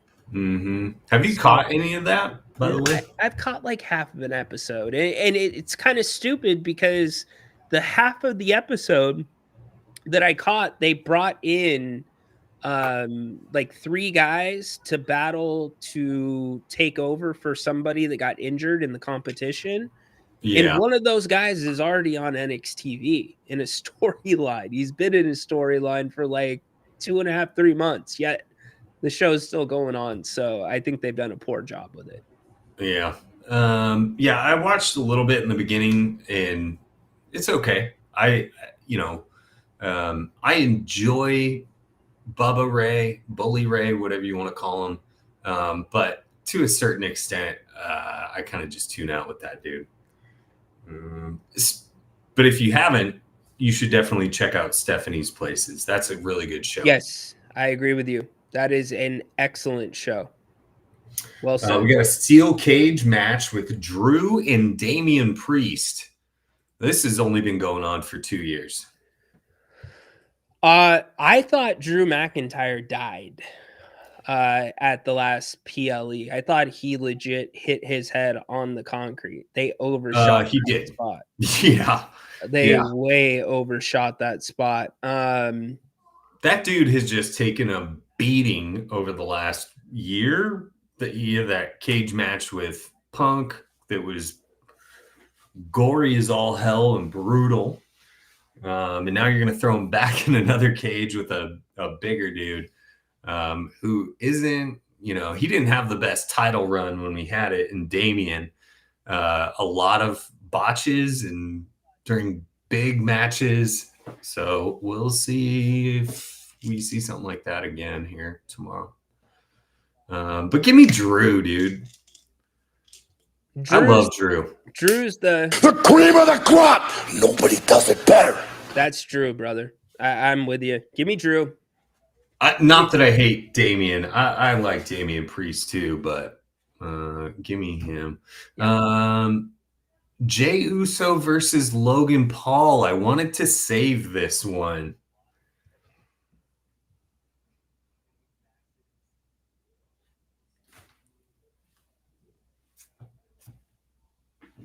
No, Are you serious? I don't know. Here's what's so weird about it. You had Gunther and Logan Paul face off on Monday Night Raw this past week. And I liked Gunther's promo, but let's say hypothetically Jake Paul wins. And now you're going to put two of what should be the biggest heels in the company against each other. I don't see that happening, but it just made me think, like, what direction are we going with Gunther here? The direction that you're going is next pay-per-view is Money in the Bank, right? Mm-hmm. This match will not end clean. You're going to have somebody run in, maybe Gunther run in, and it sets up a triple threat at Money in the Bank, and that keeps Gunther and Logan Paul away from the Money in the Bank briefcase. Yeah. That's not a bad call. Yeet! That's what I say. Because now you run into that issue. You remember what happened 2 or 3 years ago with LA Knight, right? He was hot as could be. Yep. Super over. And everybody thought like he has to win Money in the Bank. And he didn't. And it's probably the best thing that ever happened for him. And at the time, we're like, nah, that's BS. He's going to lose his momentum. He didn't. I think had he won Money in the Bank, got a short title reign, he'd be in Damian Priest territory right now. Instead, like, dude's really working his way up the ranks. Yeah. So, I think Jay wins this. I think Jay will retain at Money in the Bank as well. But I just thought, like, I don't know. What do you do with Gunther now that he's not champion anymore? And there's tons of rumors about Goldberg that he's going to be Goldberg's retirement match. Like a SummerSlam. Yeah. Hey, maybe Jewel. At Crown Jewel. I mean, that's not for 6 months. Right? Isn't that September? Whichever. Maybe it's one of the Saudi shows. I don't know. Yeah. No, the Saudi okay. show. Yeah. So is Crown Jewel still in Saudi? Did we already have this conversation? I can't remember. Crown Jewel is now in Australia. It's a different show in Saudi. And then they're doing a bunch of different shows in Saudi. And speaking of which, WrestleMania got yanked from New Orleans, which I was really looking forward to. and they're going to move it back to Las Vegas is what it sounds like. And I think they might be trying to keep WrestleMania in Vegas for the foreseeable future. Don't love that. They should do that for the Super Bowl too. I'm all for that. Yeah, I think it, with the Super Bowl, it's like maybe it's a few cities that it rotates between, probably your southern West Coast stadiums, something like that. But yeah, I don't know. I don't love, like, come on, move it around. I think it's more accessible and it's fun as a fan to go to a different city. And I agree with you on that part, but the building is perfect. The building. Oh, Allegiant. Yeah, it's an intimate NFL stadium. It's not nearly as big as the other ones. 60,000, something like that. It's not huge. Yeah. So we're getting a lot of talk about racing. We talked about it a little bit earlier on the show. Yeah, acknowledging. I'm a Kyle Busch man. You're a Busch man, huh? Yeah. Okay. You remember those commercials? Big Busch fan. Remember the Busch man commercials? Oh, is that the old Busch Light? Is that where he'd like pull the beer out of the river? By the way, right now, Cena Busch lady parts trending worldwide. Yeah. Anyways, we talked about Larson, Indy 500. I did not know. I saw it in the chat. Scott Pollard is going to be the Grand Marshal. That is freaking awesome. He deserves that. That's cool. That is great. Grant will talk about that. But yes, it's an excellent racing weekend. You've also got the Charlotte race for NASCAR. Kyle Larson from Elk Grove doing both. A lot of people talking about F1.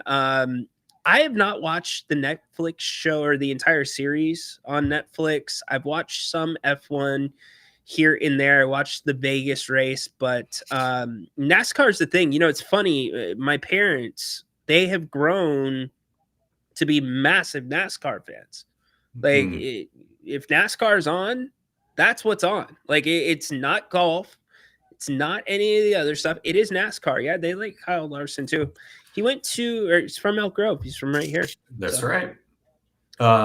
Sonoma, I don't know much about NASCAR. I did have a phase where I got into NASCAR for a while, and that's when I enjoyed Kyle Busch. I forget who he was feuding with at that time, but I think one or the other spun each other out and just started fighting on top of the cars or whatever it was. So that was cool. Can we agree though? Like if you're coming out of that car, right, and you just ran 500 miles, the last thing that you would want to chug is milk. Like milk was a bad choice. I'm a huge milk guy. I love milk. But I feel like the younger generation doesn't like milk. They were raised on soy milk and coconut milk and almond milk and all that stuff. There's a lot of other alternatives. I think there's more. Here's what I think. I think there is more people that are in tune that they might be lactose intolerant. Like for me, for instance, I always had issues like if I ate ice cream or like whatever, but it was worth it, right, to have the ice cream. I've learned that that's a thing. And so now that there's all these other options where they can take the lactose out, like if we do our coffees or we get coffee from different establishments, we'll do oat milk instead. So I just think people are more conscious of it. Yeah, 100%. But they don't, I don't know, whatever. You know what's weird? In Canada, this is a real thing. In Canada, you get milk in bags. In bags. Give me a nice bag of milk. Yeah, they come in bags. Like if you go to a Costco in like Canada, an IV? Like a big sealed bag. Yes. It's kind of funny. We make fun of my Canadian friend for that. I I gotta say this before we wrap up, man. I'm not tuned out with wrestling right now, but I am like disconnected since WrestleMania. I am just not in it. Okay, this is silly, but sometimes when I'm driving around with the kids, we'll put on wrestling theme songs and stuff like that. So I put on my Spotify DJ earlier this week, and Cody's theme song came on, and I started getting nostalgic, like, I miss Cody. Bring him back. Do we see Cody come back this weekend? I do. I think you see Cody come back this weekend. But here, I want to play a game with you. Let's see which one of these gets you the most excited. Okay, yeah. How'd that make you feel on a scale from 1 to 10? From 1 to what? 1 to 10. I'll give it 7 yeets. 7 yeets. I have voices in my head. They counsel me. They understand. You already know what that song does to me. Dude, it's hot right now. It's so good. It's so good. I'll give that 9 yeets. 9 yeets? All right. Yeah. If you smell what the Rock is cooking.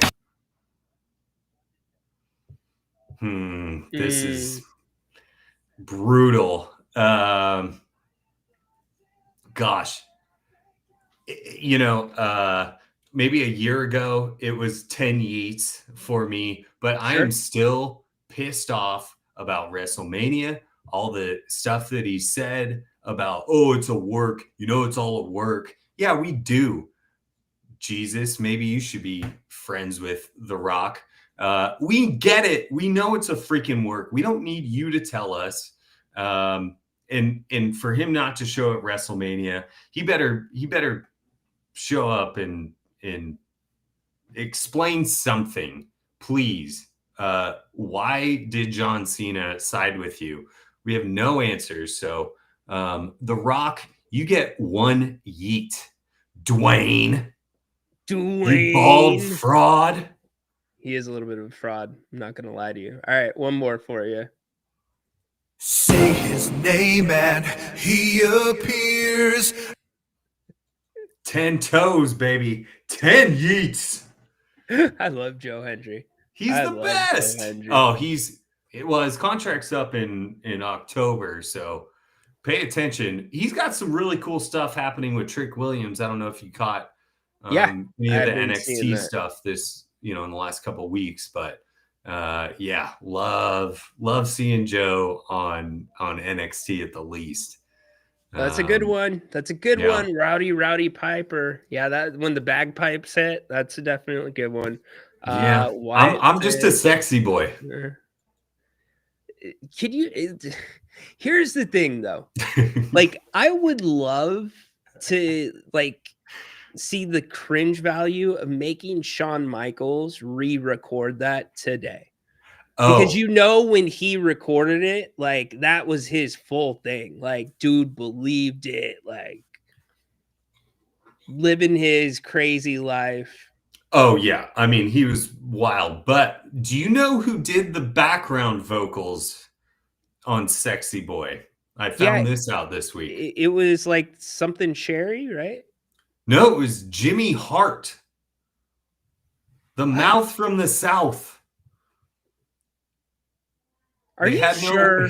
That's what I read. Miss Sherry, yeah, I think I've heard that too, but I read something this week and it was like Jimmy Hart was like, there's no females in the studio, and we wanted to have that.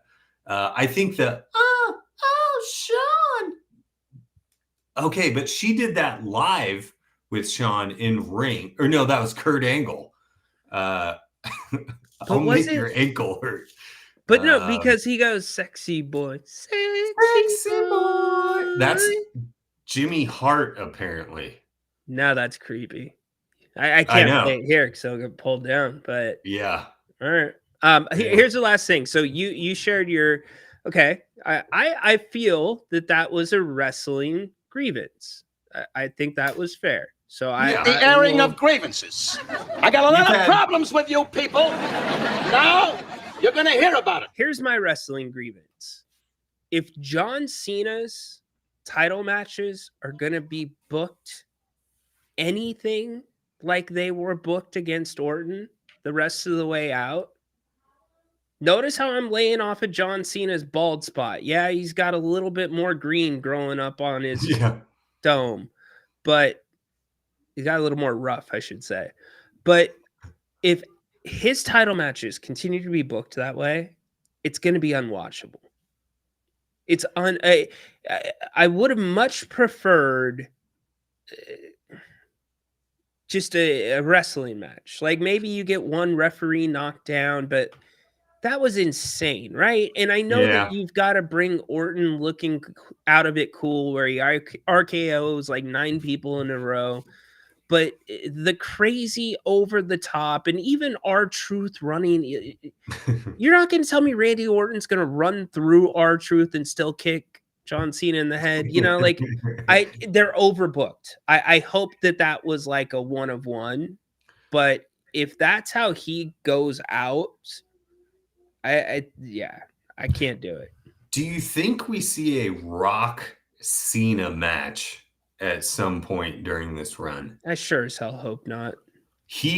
I think Cena had like a list of people that he wanted to work with in this final run. Maybe The Rock's on that list. Once in a lifetime. We will see. We'll see. I hope he does, and I hope he beats The Rock's ass. Dwayne is in a weird spot. I don't think Dwayne's in good graces with the WWE right now. All right. Absolutely not. You have a hockey game to watch. NBA's getting ready to tip off. Hell of a segment. We will recap everything with WWE. Holy cow, it is 7 o'clock, 7:07. This weekend. So we will wrap up. Thanks for joining us as you do on the Fridays. You're the man. Yes, sir. Thanks for having me as always. Acknowledge me. All right. We are out of here. We are done for the week. Appreciate all the contributions, some good talks, some people still talking about the Kings. Dave chiming in, all seriousness. Yes, the Kings need to emphasize defense. IQ, 100%. Undersaid. In fact, when you talk about the Pacers, Jerry agreed with me. They're the highest IQ team left in the NBA right now in the Final Four. By the way, speaking of the Pacers, they are up 4-2 with 10:29 left in the first quarter. Make sure you make it a great weekend. Enjoy all the racing. If y'all want more racing talk, we can do racing talk. I'm down with NASCAR. I have got a ton of respect for... I watched the short track race this last weekend.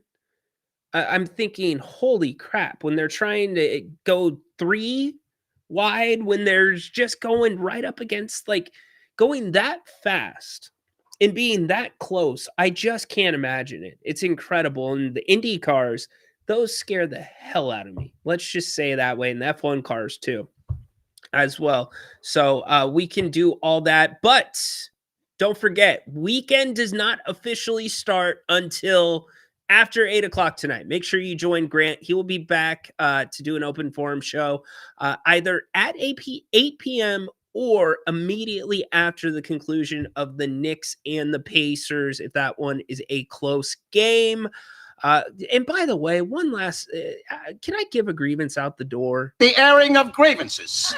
I got a lot of problems with you people. Now you're going to hear about it. Here's the grievance, y'all. I'll watch Indy, Paul. I'll watch it. Here's the grievance. The poor TNT crew, they are up in a freaking janitor's closet in Madison Square Garden. They just renovated the garden within the last 10 years. You can't find a better spot for the most legendary TV show that covers the game, that's doing its last series on TNT. You can see the rafters from where they're at. Not only that, they're operating and doing the show on a desk that is tiny. Go watch it tonight. Do better, MSG. That's why the Knicks lost. Bad job, James Dolan. That's on you, Dolan. So, all right, we are on our way out. Make it a great weekend. Go Kings, light the beam. Join Grant, 8 p.m. Appreciate y'all for the great week. We'll be back here on the Kings Court. I don't know if we're going to do a Monday show. It's Memorial Day. I know y'all are going to be out and doing stuff. So we will definitely be back Jerry Reynolds Tuesday. So, but maybe on Memorial Day. Maybe, but definitely plan for Tuesday. Jerry will be with us. We are outie. Court is dismissed.